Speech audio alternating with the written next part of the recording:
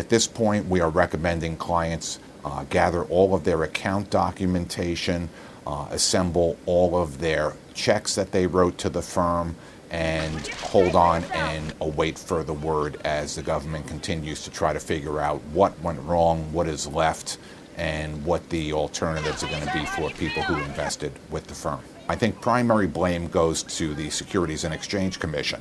I think you also need to look at what the accountants were doing, as well as the attorneys who were advising these various funds, as well as the brokerage firm itself. It's clear everybody was so happy to be making money that nobody paid attention to the details. Nobody is safe because now that Madoff's been put into a bankruptcy proceeding, the bankruptcy trustee or the SIPC trustee is going to have a right under the bankruptcy laws to go back and get payments made out to anybody within the past 6 months. So if you got a huge payment or a principal distribution from the firm over the past 6 months, you're potentially exposed to having to give that money back.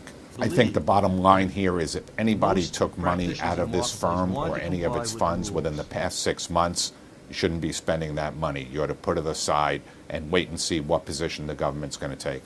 I think this is a case it's going to take years to get to the bottom of. I think it's going to take a significant amount of time to put together the accurate books and records of the firm, and I think it's going to take even longer to go through the SIPC process and the litigation process.